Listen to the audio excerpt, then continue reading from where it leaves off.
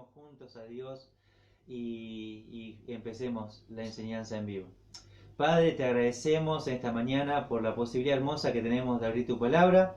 Te rogamos para que nos guíes, que nos des el entendimiento a través de tu Santo Espíritu para comprender semejantes riquezas que nos has dejado en tu palabra. Ayúdanos a comprenderlas, a examinarlas y a que a partir de la enseñanza de hoy podamos atesorarla, podamos profundizar más allá de lo que va a pasar en esta hora.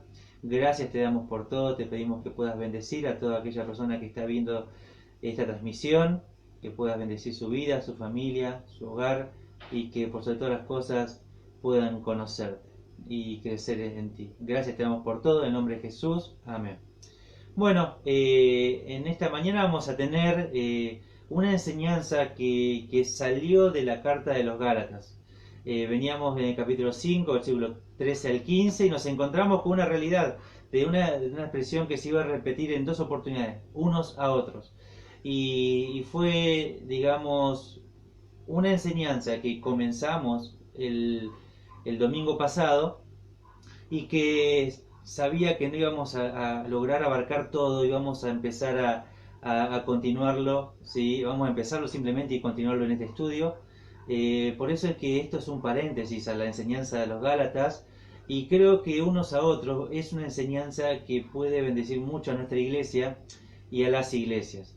Es una enseñanza que realmente nos va a enfocar en el verdadero significado que tiene el cómo la iglesia debe trabajar y cómo la iglesia debe servir. Y esto no es simplemente un punto de vista, sino que es lo que Dios ha dicho y es la forma que Él ha establecido para su iglesia. De ninguna manera la enseñanza de hoy y de unos a otros va a anular la responsabilidad del hombre y del cuerpo de hombres que Dios va a poner para guiar a su congregación. ¿Sí? Estas tres descripciones de este hombre de Dios, ¿sí? Puede ser tanto pastor, obispo o anciano. ¿Sí? Dios va a establecer esto para la congregación, los cargos públicos reconocidos para la congregación, tanto es el pastor como los diáconos, o el anciano y los diáconos. Y esto es lo que Dios ha establecido. No está anulando la enseñanza de unos a otros, esta gran verdad que Dios ha dado en su palabra, sino más bien que se complementa. La realidad es que en el tiempo presente nos encontramos muchas veces con una expectativa errónea de lo que es la iglesia y cómo debería funcionar la iglesia. Y la realidad es que está muy lejos de lo que Dios dice en su palabra. Y vamos a tratar de abarcar 7 expresiones de unos a otros. 7 puntos, cada uno de ellos tiene diferentes versículos. No vamos a detenernos en cada uno, simplemente vamos a mencionar ciertos pasajes, a leerlos quizás, pero vamos a tratar de ir abarcando todo lo que podamos, porque hoy vamos a concluir la enseñanza de unos a otros, ¿sí? Y quiero decirte que esta expresión de unos a otros nos habla de una iglesia que cada creyente vive no como simplemente un creyente, sino como un discípulo. Entonces, la iglesia del Señor debería orar, y deberíamos orar juntos, y debe ser tu oración también, que tu iglesia, que nuestra iglesia sea llena de discípulos que viven esta verdad, de unos a otros.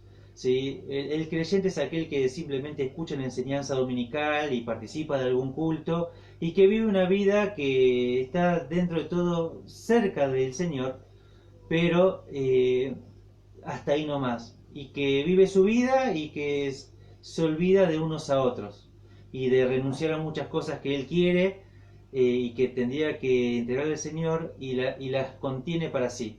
Y aquel discípulo ya hemos enseñado acerca de esto en marzo, pero simplemente recordar que el discípulo es aquel que entiende de que está para servir a los demás y que vive una constante renuncia a sus deseos, a sus anhelos, a sus aspiraciones, y que continuamente está poniendo su mirada y su agenda al reino de Dios. Y por eso es que unos a otros es importante, por eso es que unos a otros va a ser algo que va a afectar a la iglesia para bien. Y vamos a empezar con el primero. La primera expresión que quiero citar es exhortarse unos a otros. Hebreos capítulo 3, versículo 13, vamos a comenzar con esta enseñanza que nos dice así. Hebreos 3:13 dice, exhortaos los unos a los otros cada día, entre tanto que se dice hoy, para que ninguno de vosotros se endurezca por el engaño del pecado. Y en este versículo lo que vamos a ver es esto. Antes, ¿sí?, de lo que viene hablando, dice primeramente, o el énfasis es, exhortaos los unos a los otros. Dice justamente, exhortarse es justamente ponerse al lado y animar y guiar a otros. Esta misma palabra es la que se usa para el Espíritu Santo, que es que se pone al lado para ayudar al creyente, ¿sí? Entonces, justamente cuando vemos esto, es que la exhortación es de unos a otros. Y cuando vemos esto es algo completamente hermoso, porque vemos que la responsabilidad va a descansar, ¿sí?, en forma colectiva. La responsabilidad de unos a otros va a ser una responsabilidad de que no es simplemente de una persona, de un líder o de un cuerpo de ancianos o de un pastor, sino que esta es de unos a otros. La exhortación es de unos a otros. Y es una responsabilidad compartida. Y el animar, el que yo me ponga al lado tuyo y te anime, ¿sí?, va a ser una bendición. Pero cuando vamos viendo unos a otros va a llevar a que esta persona que anime se va a poner al lado mío y me va a animar. Y lo mismo va a pasar con otros. Y todos vamos haciendo unos con otros. Y es como una responsabilidad de pastoreo mutua, donde yo velo por la vida de otro y otro vela por la vida mía. Y juntos lo estamos haciendo. Entonces dice acá, los unos a los otros vamos a hacer esto. Y yo puse una expresión acá: el pensar que la responsabilidad es solo de los líderes genera una congregación dependiente, demandante, pasiva y perezosa. El pensar que la responsabilidad es solo de los líderes genera una congregación dependiente, demandante, pasiva y perezosa. Entonces los unos a los otros hace que la responsabilidad sea compartida. Luego usa la expresión cada día. Y cuando hablamos de cada día nos habla de una expresión que quiere transmitir la idea de siempre. O sea que es un hábito, es una costumbre. Es una costumbre de estos creyentes o de estos discípulos estar exhortándose cada día. Que no va a ser algo que va a ser, cuando me acuerdo de algún día le pregunto a alguien cómo está, sino que esto es algo constante. Es un estilo de vida. Este discípulo tiene este estilo de vida de que continuamente piensa en el otro y que, bueno, hoy le mando un mensajito a uno, mañana le mando un mensajito a otro, y que en la semana estoy conectado con un grupo y la otra semana estoy conectado con otro grupo, y ese de unos a otros no limita a un solo grupo. No está limitando a que, bueno, con mis amigos, con quienes tengo una buena relación, una afinidad, sino que el unos a otros involucra la congregación, el cuerpo, ¿sí?, de Cristo. Entonces, cuando pensamos en todo esto, es decir, bueno, es bueno, ¿sí?, si un creyente escucha esta enseñanza y no es de un discípulo, este creyente va a decir, qué bueno que se hable de unos a otros, qué bueno que se hable de comunión, porque a mí nadie me visita, porque a mí nadie me manda mensaje, porque a mí... Y comienza una serie de reclamos hacia la congregación y hacia un grupo o hacia un pastor. Y eso es de un creyente. Pero cuando de pronto escuchamos a un discípulo, escuchar una enseñanza como esta de unos a otros y de cada día, este discípulo va a reconocer realmente: Señor, perdón porque te he fallado. Señor, perdón porque muchas veces tuve tiempo y no he mandado, no he pensado en mi hermano, no le he mandado un mensaje, no he orado por él, no he orado por el otro, no he estado pendiente del cuerpo que es la iglesia. Señor, perdóname, ayúdame y dame tu gracia para que pueda hacer y cumplir con este deseo tuyo. Bueno, este es un discípulo que va a ver esta enseñanza como algo para hacer. Y la expresión que dice el versículo de Hebreos 3:13 dice: para que ninguno de vosotros se endurezca por el engaño del pecado. Y me encanta también esta expresión, para que ninguno de vosotros. Lo que la Escritura siempre va a estar hablando, para aquel que nunca ha conocido al Señor, quiero decirte esto: Dios está interesado no solo en una multitud, en mucha gente, sino que Dios está interesado en una persona a la vez, en cada uno simultáneamente, ¿sí? Del Dios que yo te quiero predicar y que te estoy predicando es de un Dios completamente amoroso y compasivo, no un Dios que mira de lejos y dice, bueno, si se quiere perder, que se pierda. Del Dios que yo te estoy predicando es un Dios que va a dar una parábola del Señor justamente de que había un pastor que tenía un rebaño de 100 ovejas y cuando se perdió una, dejó las 99 y fue a correr en busca de esa una sola que se había perdido. ¿Por qué? Porque Dios ama a cada uno. De ese Dios te estoy predicando. De un Dios que justamente va a decir justamente en 2 de Pedro 3, dice 9, el Señor no retarda su promesa, sino, según algunos la tienen por tardanza, sino que es paciente para con nosotros, no queriendo que ninguno perezca, que ninguno se pierda, sino que todos procedan al arrepentimiento. El Señor todavía no ha venido a buscar a su iglesia y entrar en juicio, y el día del Señor todavía no se está llevando a cabo, porque Dios está esperando que cada persona pueda escuchar el Evangelio y pueda arrepentirse. Y es completamente maravilloso. Dios está pensando en vos. Y qué completamente maravillosa es esta enseñanza, que gracias a Dios por esto. Porque realmente esta tardanza, que parece tardanza para nosotros, ¿sí?, ha sido algo muy bueno para mí. Porque si venía hace 50 años atrás, yo no lo hubiese conocido jamás. Así que gracias a Dios, porque retrasó su venida, como diríamos humanamente, retrasó. De ninguna manera es una tardanza, pero humanamente sí lo es, ¿no? Entonces, Dios nunca llega tarde. Y Dios está dando oportunidades para que las personas puedan conocerle y tener el perdón de sus pecados. Y hoy es un nuevo día, ¿sí?, que Dios quiere darte la oportunidad a vos para que reconozca delante de Él que Él quiere perdonarte. Que puedas reconocer que Él es aquel que puede darte el perdón de tus pecados, puedas reconocer que sos pecador, que nada podés hacer para ser salvo, porque Él es el único mediador entre Dios y los hombres, Jesucristo hombre. Así que realmente Él es el que puede darte el perdón de tus pecados, y Él es el único que ocupó el lugar que vos merecías en esa cruz. Fue un sacrificio vicario, ocupó tu lugar, y no solamente murió en esa cruz, sino que resucitó el tercer día conforme a las Escrituras.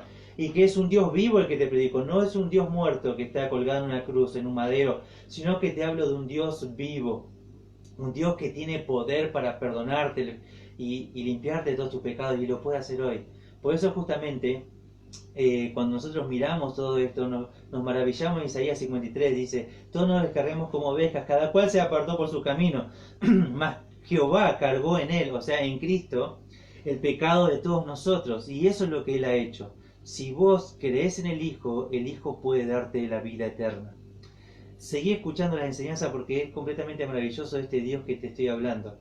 Ahora, si sos creyente, y esto es realmente para que uno de vosotros se endurezca por el engaño del pecado. Y déjame decirte que cuando hablamos de esto es algo que debemos considerar. Sabés que si nosotros no nos estamos exhortando, si nosotros no estamos unos a otros exhortándonos, la tendencia común y lo que va a pasar es que vamos a terminar siendo engañados por el pecado. Y no vamos a ser tan engañados que no nos vamos a dar cuenta. Vine, ¿sí?, va a traducir esta palabra de engaño como justamente aquello que da una falsa impresión, ya sea por apariencia, por afirmación o por influencia. Así que quizás nosotros nos engañamos por causa del pecado y creemos quizás que estamos bien delante de Dios, porque nadie está al lado para marcarnos, porque nadie nos está animando, porque nadie nos está exhortando. Por eso es que Dios ha diseñado esto de unos a otros, porque cuando estoy junto a otro, el otro me puede animar, el otro me puede confrontar, el otro puede estar al lado y puede animarme a abandonar determinada conducta, determinado pecado, y puedo mirar al Señor y cambiar eso. Así que realmente si estás viviendo una vida solitaria, si vos y tu familia están viviendo una vida solitaria que no tiene comunión, bueno, déjame decirte que es muy probable que estés siendo engañado por el pecado y que no te estás dando cuenta que realmente estás viviendo una vida lejos de lo que Dios quiere. Y te animo a que salgas de ahí y que comiences a contagiarte junto con otros, a animarte con la palabra y que puedan ser edificados, ¿sí?, por medio de la exhortación. Así que si estás viviendo una vida así, que no estás teniendo contacto continuamente con los hermanos, déjame decirte que corres mucho riesgo de ser engañado por el pecado. Así que, ¿y qué va a pasar? Se va a endurecer tu corazón, y cuando estés tan endurecido, la palabra no va a llegar. Y las enseñanzas van a ser lindas, pero vas a encontrar siempre algo que criticar de las enseñanzas, pero no va a ser edificado porque el corazón está endurecido por el pecado. Cuando alguien va a querer hacer algo, tu corazón está endurecido y no te va a importar que se quiera hacer algo. Cuando va a haber necesidad de personas a suplir, vas a mirar a otro lado porque realmente el corazón está endurecido por el pecado y no vas a ver la necesidad, no vas a mirar con compasión a las personas. Por eso es importante que el unos a otros pueda ser en exhortación.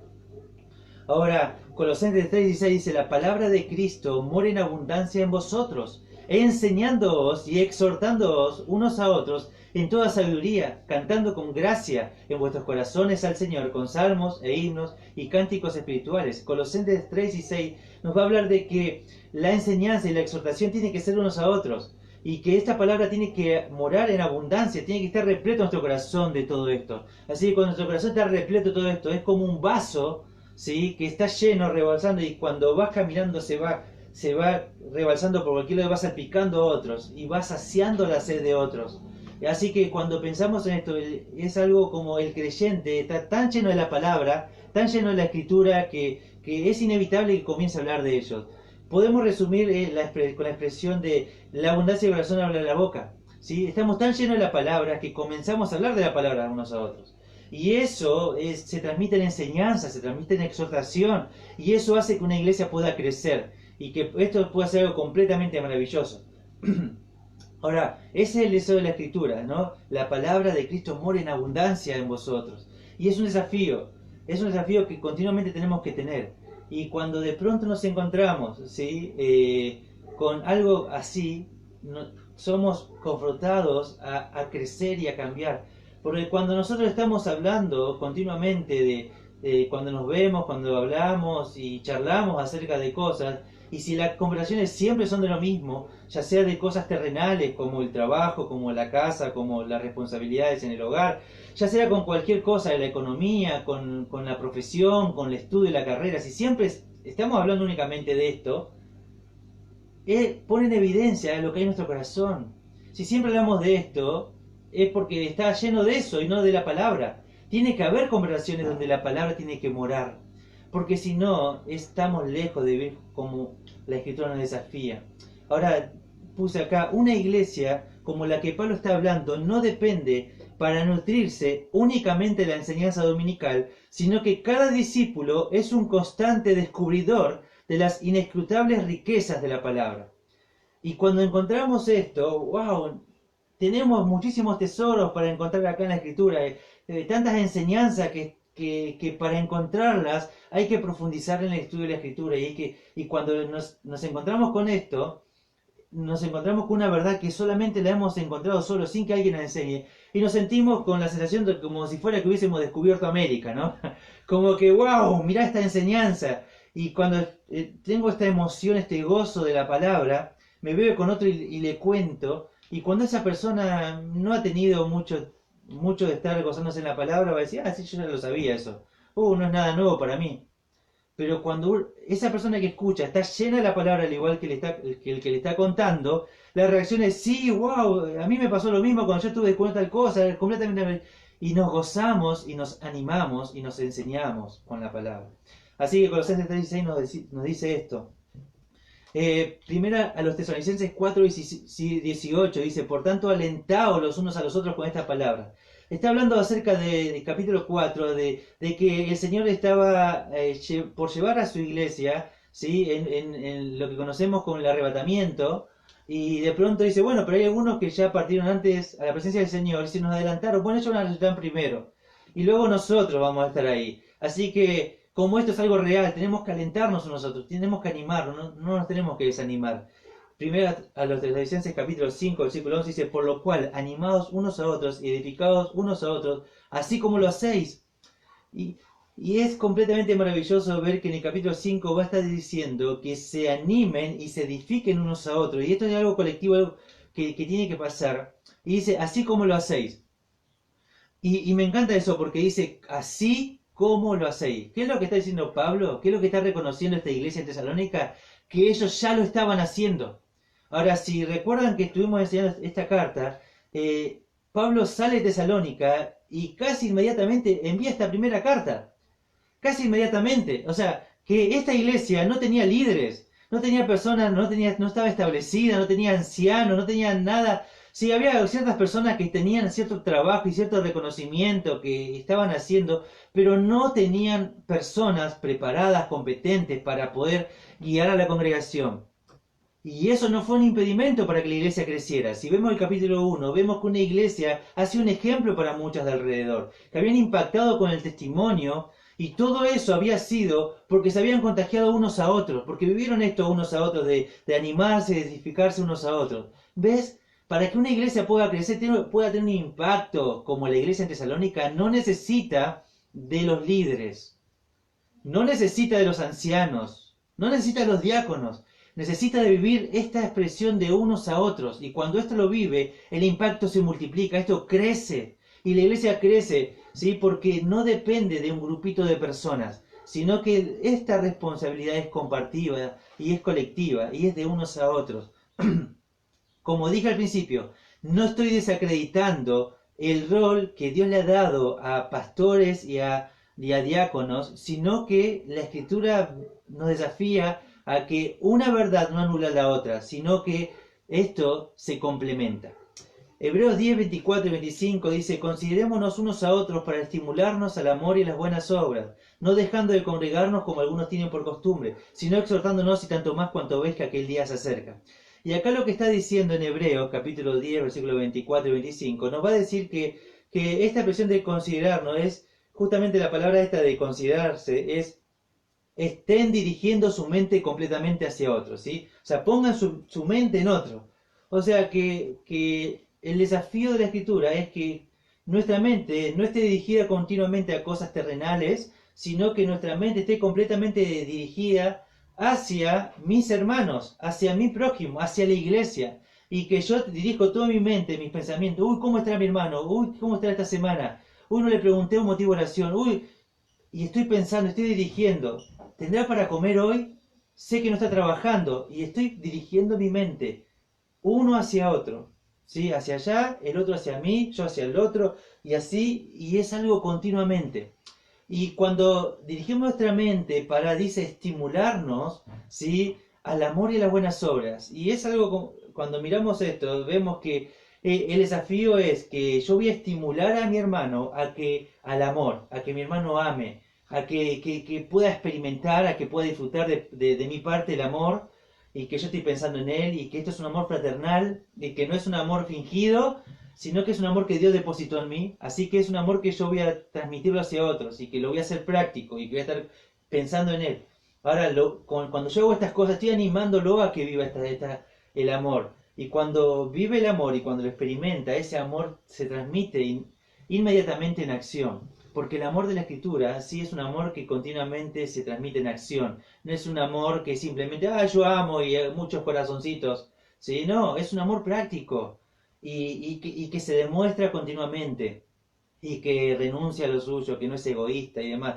Ahora, dice, y a las buenas obras. Y es lo siguiente que termina desafiando. El amor termina, sí, desafiando a una vida de buenas obras. El creyente, sí, debe vivir buenas obras. Continuamente debe ser distintivo. Tiene que ser un hacedor de buenas obras. Continuamente el creyente tiene que hacer buenas obras. No para salvación, porque ya hemos sido salvos los que hemos conocido al Señor, sino que debemos ser celosos de buenas obras, que continuamente estemos pensando en hacer bien al prójimo y realmente hacerlo de una forma cotidiana. Ahora, fíjense que dice después de ahí, no dejando de congregarnos como algunos tienen por costumbre. Y acá esto es el desafío de no abandonar el tiempo de estar juntos en comunión. Y no se somete únicamente a reunirnos un día domingo, sino que en diferentes oportunidades donde nos reunimos todos, ¿sí? Tenemos que estar juntos ahí y tener eso por costumbre. Quizás para ciertas iglesias es difícil esto cuando tienen quizás 20 actividades en la semana, es imposible estar siempre ahí.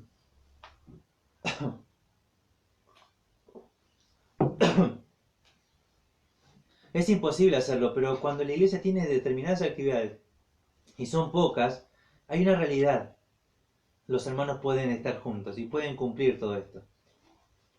Así que cuando vemos todo esto, vemos que esto debe llevarse a cabo a través de congregarse. Así que cuando nos estamos congregando, nosotros lo que estamos haciendo es una oportunidad más donde yo tengo de ver a mi hermano y estimularlo al amor y a las buenas obras. Y él puede hacer lo mismo conmigo. Entonces, claro que el congregarnos tiene que ver con esto. No es simplemente voy a la iglesia porque necesito recibir la palabra y no le quiero ver la cara a nadie, sino que yo estoy yendo para animar a otros y para que otros me animen a mí. Porque siempre el ir a congregarnos es siempre para dar. No es una forma egoísta para recibir, sino es para dar. Así que cuando miramos esto, vemos que eso se tiene que hacer.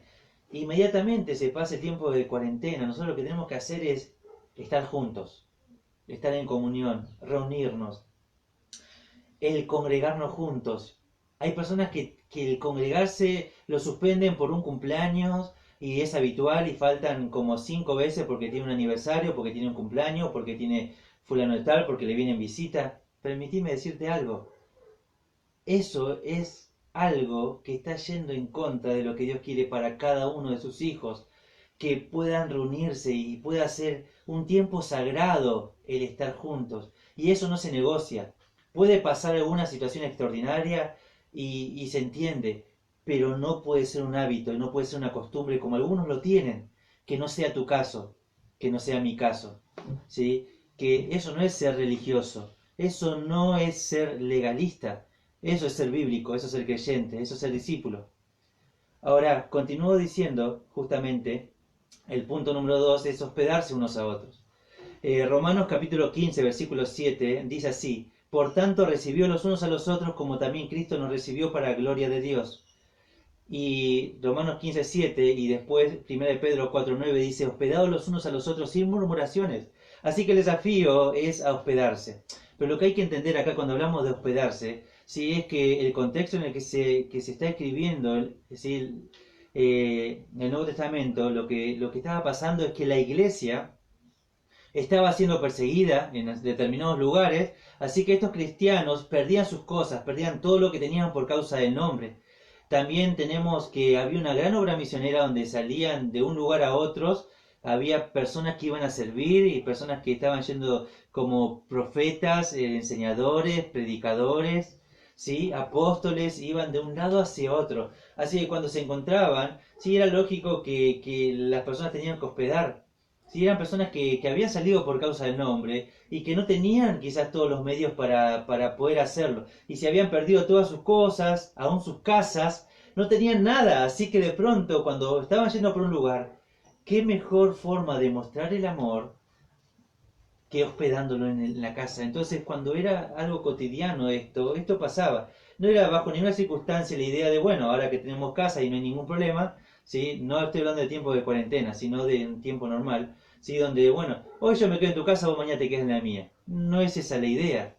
Porque la idea es, cuando es necesario de recibirte en mi casa, lo voy a hacer gustosamente. Ya sea si pasaste alguna situación, si pasó algo difícil, tu hogar, tu familia, te vamos a recibir de forma gustosa. ¿Sí? Y ahora cuando estamos recibiendo a alguien, ¿sí? Acá lo que está dando es una comparación. Cómo también Cristo nos recibió para gloria de Dios. Y entonces tenemos que decir que esto es completamente imposible. Ninguno de nosotros podemos recibir y hospedar a alguien como Cristo hizo esto de recibirnos. Jamás. Ahora sí hay una idea que podemos imitar. Podemos decir, no lo merecíamos, ¿sí? Así que podemos pensar que la persona que vamos a recibir en nuestra casa no lo merece. Podemos decir quizás que Cristo cargó Él con todo el costo, Él pagó todo para recibirnos en gloria. Así que cuando estamos recibiendo a alguien, estamos diciendo que estamos haciéndonos cargo de todo el costo, de todo lo que implica todo esto. Pero también dice que no nos reprocha nada, ¿sí? Porque nos recibió por amor. O sea, que no es que nos está recibiendo, pero vos hiciste tal cosa. No, nos recibe con amor. No nos está reprochando nada. Así que cuando estamos recibiendo a alguien, tampoco tendríamos que reprocharles nada. Y Pedro dice justamente, sin murmuraciones. Porque puede ser muy común que, bueno, lo recibo, lo tengo, sí, pero este no hace nada. Pero este no. Y comienzo ahí. Entonces dice, realmente la expresión de este hospedaje de Pedro, sí, tiene que ver con que quiere o que ama a sus huéspedes. Entonces, si yo amo a mis huéspedes, de ninguna manera voy a murmurar en contra de ellos. Entonces, en su defecto, si tengo que hablar algo, se lo voy a decir y vamos a trabajar juntos, unos a otros, lo que haya que trabajar. Pero bajo ninguna circunstancia el murmurar. Ahora, el siguiente que quiero que veamos es amonestarse unos a otros. Bueno, esta palabra amonestarse la vamos a ver en Romanos 15:14. Dice así: pero estoy seguro de vosotros, hermanos míos, de que vosotros mismos estáis llenos de bondad, llenos de todo conocimiento, de tal manera que podéis amonestaros los unos a los otros. En Romanos 15:14 aparece esta palabra de amonestarse. Y es la que hemos estudiado cuando hablamos en Tesalonicenses, que amonestarse es poner en la mente. Entonces, cuando yo estoy hablando con una persona, lo que voy a hacer es ponerle en la mente algo. ¿Qué cosa? Lo que vemos acá. El cómo se vive a Cristo. Eso se le va a poner en la mente para que el hermano abandone esa forma de vida y tenga la vida de Cristo en su mente. ¿Sí? Entonces, que su conducta sea conforme a las Escrituras. Entonces dice Pablo: estoy convencido, tengo una convicción acerca de vosotros. Pablo no había ido a Roma, él no había estado todavía allá, él tenía el deseo de ir a Roma, pero todavía no fue, no los conoce. Reconoce que son hermanos a quien está escribiendo, no es que a cualquier romano, sino a los hermanos en Roma. Dice, él estaba seguro de que vosotros estáis llenos de toda bondad. Y Pablo reconoce que en estos hermanos, ¿sí?, abundaba la bondad, ¿sí? Habían estado tan en contacto con el Dios de la palabra que las obras que ellos hacían estaban repletos de amor, de bondad. Y todo lo que estaban haciendo era sin estar yendo en contra de alguien. Estaban controlados y dominados por la bondad. Ahora, no solamente estaban llenos de bondad, sino que estaban también llenos de conocimiento. Estos hermanos tenían mucho conocimiento de la Escritura, tenían mucho conocimiento de la palabra.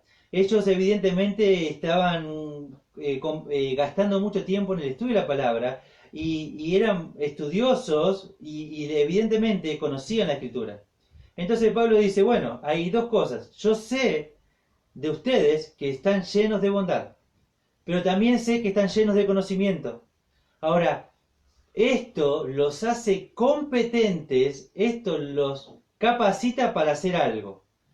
¿Sí? ¿Qué es lo que menciona? Dice, de tal manera que podéis amonestaros los unos a los otros. O sea que para amonestar, ¿sí?, para poner en la mente a otro creyente lo que Dios dice en su palabra, son necesarias dos cosas. Es la bondad, que me va a llevar a no hacer nada para dañar a mi hermano, porque quiero lo mejor para él, ¿sí? Y de ninguna manera voy a ir con una vara a pegarle y castigarlo como un juez o como un acusador, sino que estoy lleno de bondad y quiero lo mejor para mi hermano y voy lleno de bondad y por eso voy a medir mis palabras y voy a estar lleno de conocimiento. Entonces ese conocimiento de la Escritura me va a llevar justamente a poder aplicar la Escritura a la necesidad de este hermano y a comparar su conducta, su vida con la Escritura y poniéndole en la mente como Dios quiere que viva, ¿sí? Y eso debe ser unos a otros. No es responsabilidad de un líder ir a amonestar a alguien, ir a confrontar a alguien, o podríamos traducir también, ¿sí?, regañar gentilmente al hermano, sino que es una responsabilidad de unos a otros. Y eso es lo que debemos estar haciendo. También, el punto 4 quiero mencionar acá, el saludarse unos a otros. Esto lo voy a leer, estos pasajes, simplemente para que lo tengamos en mente. Romanos 16:16 dice, saludaos los unos a los otros con ósculo santo. Os saludan todas las iglesias de Cristo. Primera de los Corintios, capítulo 16, versículo 20. Os saludan todos los hermanos. Saludaos los unos a los otros con ósculo santo. Segunda de los Corintios 13:12. Saludaos unos a otros con ósculo santo. Primera de Pedro 5:14. Saludaos unos a otros con ósculo de amor. Paz sea con todos vosotros los que estáis en Jesucristo. Amén. Y estos cuatro pasajes que he leído, ¿sí?, se habla del ósculo santo y es de unos a otros. Y el énfasis de acá, que podríamos quizás dar ciertas explicaciones de a qué se puede referir Pablo con cómo era este ósculo santo, lo que más allá de cómo se practicaba el ósculo santo, es la esencia, ¿sí?, de saludarse, ¿sí?, de una forma sincera, sin hipocresía, no saludándose como Judas le dio un beso cuando traicionó al Señor, sino que el saludo era realmente con amor, ¿sí? Y que esto es unos a otros, y que hay tal amor en la congregación que yo puedo saludar a uno y que puedo saludar a otro sin hipocresía, sin decir, uy, no lo quiero saludar, pero lo saludo por obligación. Justo está en la fila o en la ronda, y entonces lo tengo que saludar porque está ahí, y si no, ¿qué van a decir de mí? No, el desafío de la escritura es que yo tengo que saludarme sí o sí unos a otros, y eso debe ser sin hipocresía y con amor. Y ese es el amor ágape, ese es el ósculo santo que va a unir estas palabras, ¿sí? Ahora, el punto 5 es soportarse y perdonarse unos a otros. ¿Sí? Soportarse y perdonarse unos a otros. Ahí tengo varios pasajes a mencionar. No vamos a estudiar todos. Efesios 4:2 dice, con toda humildad y mansedumbre, soportando con paciencia los unos a los otros en amor. Colosenses 3:13, soportándoos unos a otros y perdonándoos unos a otros, si alguno tuviera queja contra otro, de la manera que Cristo os perdonó, así también hacedlo vosotros. Efesios 4:32, antes sed benignos unos con otros, misericordiosos, perdonándoos unos a otros, como Dios también os perdonó a vosotros en Cristo. Primera Tesalonicenses capítulo 5, versículo 15. Mirad que ninguno pague a otro mal por mal. Antes, sed benignos siempre, antes seguid siempre lo bueno unos para con otros y para con todos. Santiago 5:16. Confesaos vuestras ofensas unos a otros y orad unos por otros para que seáis sanados. La oración eficaz del justo puede mucho. Y quiero decirte esto. Con estos pasajes, quiero decirte lo siguiente. Hay personas en la iglesia, y en cualquier iglesia las va a ver, que son difíciles de soportar. Siempre va a haber en las congregaciones personas que son difíciles de soportar. ¿En qué me baso para dar tal afirmación? En lo que la Escritura nos dice. La Escritura nos dice que nosotros debemos soportarnos unos a otros, ¿sí? Así que si vos estás escuchando esto y y nunca fuiste a una iglesia y tenés la expectativa de ir después de la cuarentena, déjame decirte esto, te vas a encontrar con personas en la iglesia, cualquiera sea la que vayas, que hay personas que son difíciles de soportar. En cualquier iglesia te la vas a encontrar. Entonces, eso va a poner en evidencia tu motivación. Si tu motivación es simplemente ir por las personas, te vas a ir. ¿Por qué? Porque vas a ver personas que son difíciles de soportar y va a decir, ¿cómo esta persona que dice que conoce a Dios está ahí? Bueno, si vas, que no sea por las personas, sino que seas como lo hicimos nosotros. Nosotros tomamos una decisión. Como nosotros conocimos al Señor, entendimos que Él nos perdonó y nos pagó una deuda tan grande que nosotros jamás hubiésemos podido pagar a Dios, que fue el perdón de nuestros pecados, ¿sí? Como entendimos esto, hay una gratitud en nosotros que nos lleva a congregarnos, a demostrarle a ese Dios compasivo y amoroso, ¿sí? Quiero ir en forma de agradecimiento con ese Dios que me salvó y participar de su cuerpo, de su iglesia. Y entonces cuando yo entiendo eso, puedo vivir estas enseñanzas de una forma completamente distinta. Entonces, voy porque Dios me ha salvado, pero también sé que como hay personas que son difíciles de soportar, Dios me va a dar y me va a hacer competente y me va a capacitar para que yo pueda soportar a esas personas. Así que eso quiero aclararte. Así que Efesios 4 dice, con toda humildad y mansedumbre, soportándoos unos con paciencia, los unos a los otros en amor. Y voy a decirte esta frase, dice así, Dios desaprueba tanto al que es insoportable como al que no soporta con paciencia. Así que si vos mirás al insoportable y vos decís, uy, qué insoportable que es, uy, no lo aguanto más, uy, y comenzás a estar ahí, te digo esta frase.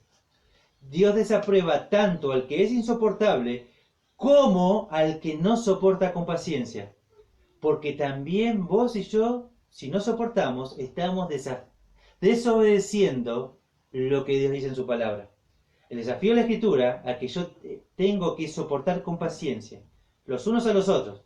Él me va a soportar a mí y yo lo voy a soportar a Él, porque somos diferentes, Porque uno es más activo, porque otro es más pasivo, porque uno es más agrio, porque otro es más dulce, porque uno es más cariñoso con sus palabras y otro es más áspero, porque uno tiene cara enojada y quizás la persona no está enojada, pero tiene cara así.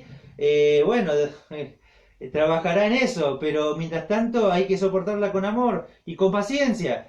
Y bueno, eso es la iglesia. Personas que han sido perdonadas y son pecadoras, ¿sí? Y no son santas, no son completamente perfectas, no son santas en su manera de andar.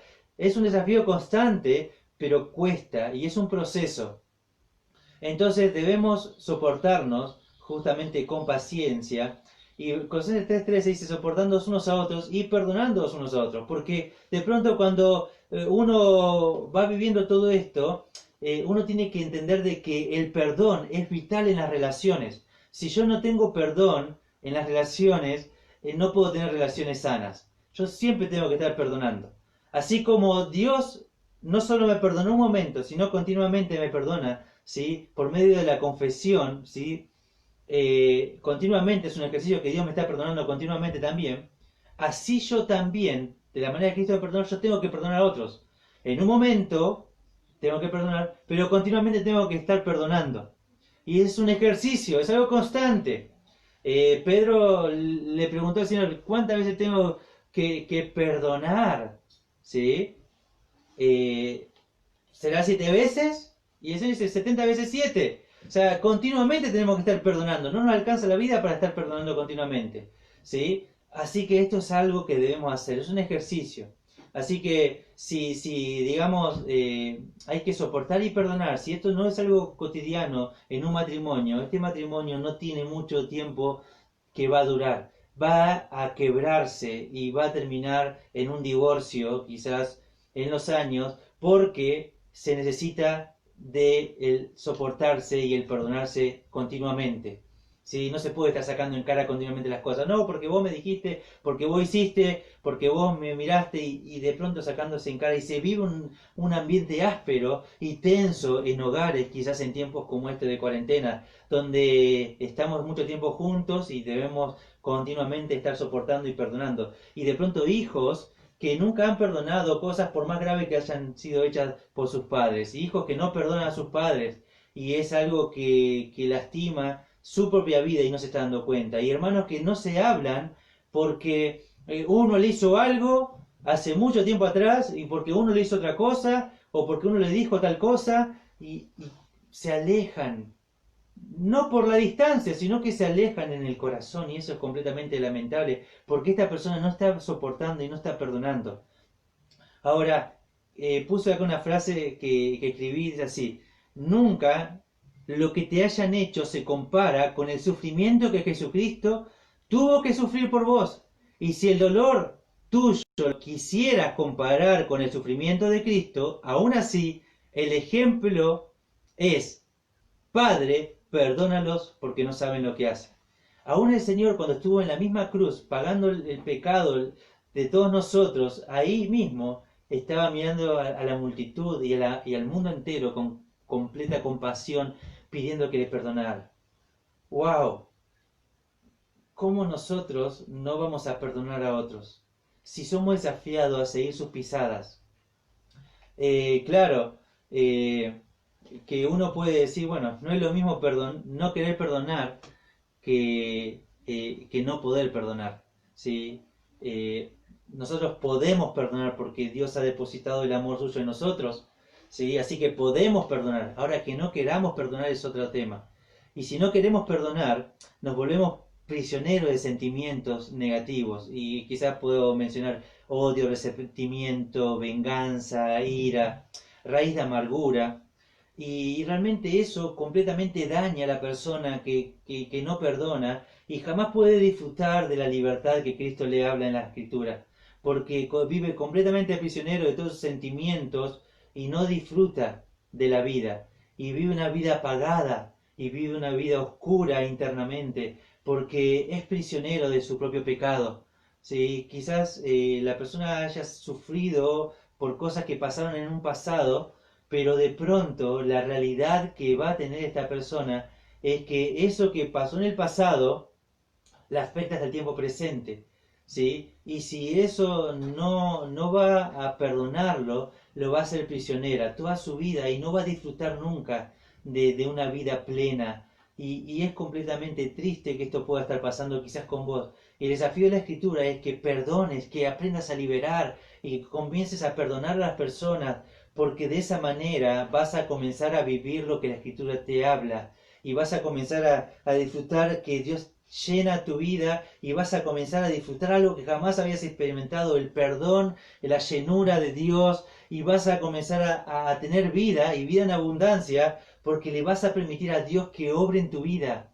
Y ese es el desafío de la escritura, que vos puedas perdonar. Ahora, con esto no estoy diciendo que si hay alguna situación que es necesaria la intervención de la justicia, no estoy diciendo que no tenga que intervenir la justicia. Si es necesario que las leyes tengan que ser puestas y funcionando en el país que estés escuchando, tiene que hacerse. No estoy hablando de eso, estoy hablando del perdón. Cuando uno paga, si uno puede matar a una persona y la otra persona el familiar de esa persona me puede perdonar a mí, pero la justicia me tiene que condenar por ese asesinato, ese homicidio. ¿Sí? La persona me puede perdonar, pero la justicia tiene que actuar.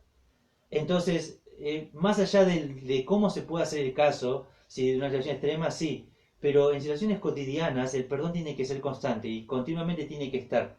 Y quiero decirte esto, eh, el perdón, el perdón es un mandamiento, no es una opción. Ahora, sé que es un proceso el perdonar, pero tenés que comenzar a dar pasos. Si pasaron años y no perdonaste, no hay un proceso. Estás trabada, estás trabado y necesitas salir de ahí. Dios puede darte la ayuda necesaria para que vos puedas salir de todo eso. Y de ese Dios te quiero predicar, de un Dios que puede hacer todas estas cosas posibles. Ahora, el 6 quiero decirte, no mentirse los unos a los otros. En Colosenses 3:9 dice así, no mintáis los unos a los otros, habiendo despojado el viejo hombre con sus hechos. Así que en Colosenses 3:9 vemos que la mentira puede estar en una iglesia y que los hermanos se van mintiendo unos a otros. Y wow, comienza uno a ver cómo se mienten unos a otros y es algún hábito. Y recordá que el pecado en la vida del creyente justamente es una caída, es un desliz, ¿sí? No es una costumbre, no es un hábito. O sea que si vos tenés la costumbre y el hábito de mentir, no es algo que Dios dice. Y eso pertenece al viejo hombre. Así que tenemos que quitar eso. Recordá que justamente nosotros somos hijos de Dios y hemos creído en la verdad. Y como está la verdad, nosotros hablamos la verdad. ¿Sí? Porque si comenzamos a hablar la mentira, estamos hablando del antiguo padre que teníamos, el padre de mentira, que es Satanás. Antes de conocer a Cristo era nuestro padre, ¿sí? Éramos hijos de ira, hijos de desobediencia, ¿sí? Y era nuestro padre el diablo, porque mentíamos. Ahora, si hemos conocido al Señor, la mentira tiene que salir de nosotros, ¿sí? De nuestro hábito, nuestras costumbres. Fíjense que acá dice unos a otros. Por ahí en mentiras cotidianas o quizás mentiras blancas, como se le pueda llegar a decir, o piadosas, son pecados. ¿Sí? Uno puede decir, un padre puede decir, hijo, come toda la comida porque si no va a venir el famoso viejo de la bolsa, o va a venir el cuco, o fulano de tal, o tal cosa, y tomamos como un hábito la mentira, porque sabemos que eso no es así, sabemos, le estamos mintiendo. Y tenemos ciertos hábitos de decir cosas como esa y debe ser quitado quizás todo esto. Nosotros no debemos estar diciendo estas cosas, tienen que quitarse. Eh, Tenemos que pensar de que nosotros tenemos que hablar la verdad los unos con los otros. Ahora, el último que quiero mencionar es el séptimo, que es someterse unos a otros. ¿Sí? Efesios 5:21 dice así, someteos unos a otros en el temor de Dios. Primera de Pedro 5:5, igualmente, jóvenes, estad sujetos a los ancianos y todos sumisos unos a otros, revestidos de humildad, porque Dios resiste a los soberbios y da gracia a los humildes. Y cuando vemos esta palabra de someterse unos a otros, lo que podemos notar acá es que ya sea en un momento, en una sociedad como nos va a hablar Efesios, si en un momento tenemos que considerar que el esposo se somete a Cristo, la esposa se somete al esposo, los hijos se someten a los padres, ¿sí? El siervo se somete a su amo, el amo se somete, sí, a Cristo, y todos nos vamos sometiendo los unos a los otros. Pero también como tenemos en una situación de iglesia, tenemos que someternos a los ancianos, y en concepto quizás de iglesia también tenemos que considerar que nos sometemos unos a otros. Hoy me someto a vos, mañana te sometes a mí, y esto es algo compartido, algo que hacemos unos a otros. Y de pronto hoy alguien organiza algo y yo me someto a ese alguien, el día de mañana organizo algo yo y otros se someten a lo que yo estoy haciendo. Y el sometimiento es algo de unos a otros. Y para que esto se lleve a cabo, hay algo bien clave. Lo que Pedro nos dice en capítulo 5. ¿Sí? Revestidos de humildad. Si nosotros no nos vestimos de humildad, no podemos someternos. ¿Por qué? Porque hay soberbia en nosotros, porque hay orgullo en nosotros. Entonces, todos tenemos orgullo, todos somos orgullosos. Todos lo somos. Quizás algunos más que otros, algunos lo demuestran más que otros, pero todos somos orgullosos. Josué Oña, en uno de los estudios anteriores, él compartía acerca de esto, que es orgulloso, él no cree que tiene orgullo. Y justamente compartía de que la persona humilde, compartía Josu, que la persona humilde reconoce que hay orgullo en su corazón y cada día le pide ayuda a Dios para que el orgullo pueda quitarse de su corazón y que Dios le ayude a ser más humilde hoy, ¿sí? Y que necesita la ayuda de Dios para hacer esto posible. Y es el verdadero humilde, ¿sí? Aquel que sabe que es orgulloso y que necesita de Dios para que el orgullo no gane en ventaja. ¿Recuerdan? Una de las personas que fue muy orgullosa fue Faraón, que Faraón era tan orgulloso que no quería reconocer a Dios, que no quería reconocer que Dios le estaba hablando y que estaba pidiendo, y él no quería dar su brazo a torcer, él no quería, tenía demasiado orgullo en su corazón, a tal punto que él no quería dejar ir al pueblo de Israel, porque él, ¿sí?, era superior, porque él era, ¿sí?, quien podía y él tenía el derecho y no le iba a dejar al pueblo salir. Así que él en su soberbia se opuso a Dios, creyéndose más que Dios, y les cerró las puertas a la nación de Israel para que saliera de Egipto, y continuamente endureció su corazón a tal punto que después de un tiempo, por insistir en esto, Dios emite un juicio con él y endurece su corazón. Y ya no hay más oportunidad para Faraón, porque él se rebeló continuamente por su orgullo. ¿Sí? Ahora, quizás alguno puede decir, pero está bien tener un poco de orgullo. Mirá, es un pensamiento no cristiano. Ni un poquito de orgullo el creyente tiene que tener, ni un poquito. Recuerden que la caída de Lucifer, ¿sí?, se debió al orgullo. Así que ni un poquito de orgullo tiene que habitar en nuestros corazones. Por eso es importante pedir la ayuda de Dios y que Dios nos transforme por medio de su palabra. Y cuando nosotros vivimos esto y cuando nosotros podemos entender de que Dios nos va guiando, no tengo problema en someterme a alguien, por más que sea un creyente de 1, 2 o 3 años de edad y yo tenga 10, 15, 20, 50 años de conocer al Señor, porque tengo una humildad que me lleva, ¿sí?, a someterme a Él por algo que Él está haciendo. Y en ninguna manera, pero ¿quién se cree que es? ¿O quién hizo? ¿Qué hace? ¿Por qué? ¿Con qué autoridad? ¿Y qué? Continuamente. Y el unos a otros, el vivir unos a otros es algo completamente maravilloso. Es algo hermoso. Ver en la iglesia el que podamos vivir juntos unos a otros va a edificar nuestra iglesia. Por eso ha habido personas que han venido a mi iglesia creyente y me han pedido el hecho de tener determinados ministerios con matrimonios y demás. Y yo le digo, mirá, hay necesidades y si hay necesidad y vos la estás viendo, ayuda a suplirlas, no hace falta un cargo. ¿Qué estás esperando? ¿Un reconocimiento? ¿Qué estás esperando? ¿Tener una posición en la iglesia? ¿O realmente hay un peso en el corazón? Si hay un peso en el corazón y ve la necesidad, Comenzá a suplirla, no necesitas el permiso de alguien. Empezá a visitar, empezá a animar, empezá a ayudar, empezá a orar.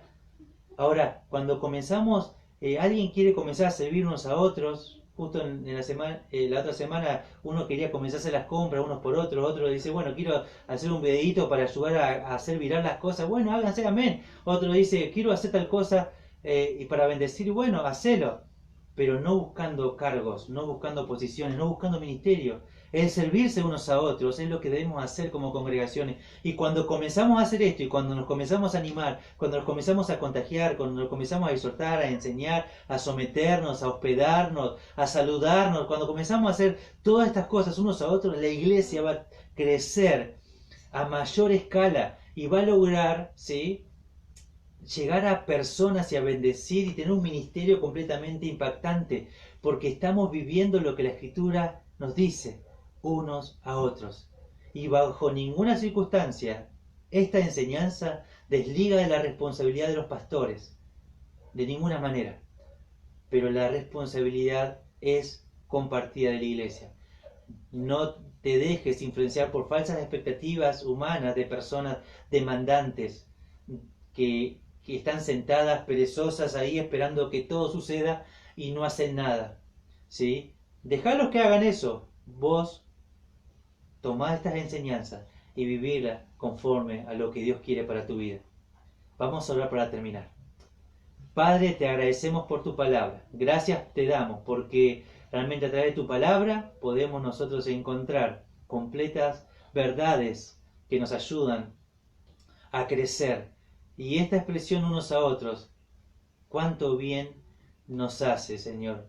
Y el vivirla cada día a nuestra iglesia le va a llevar a crecer a un punto que nosotros ni siquiera imaginamos, Señor. Realmente te pedimos por nuestra iglesia para que podamos vivir esto, por todas las iglesias, para que esto sea una realidad y que juntos podamos vivir unos a otros todas estas enseñanzas que hemos justo transmitidos en este día. Gracias te doy por cada oyente, cada persona que estuvo escuchando. Te pido que puedas bendecir cada familia, cada hogar y todas las cosas que están necesitando nos puedan ser suplidas según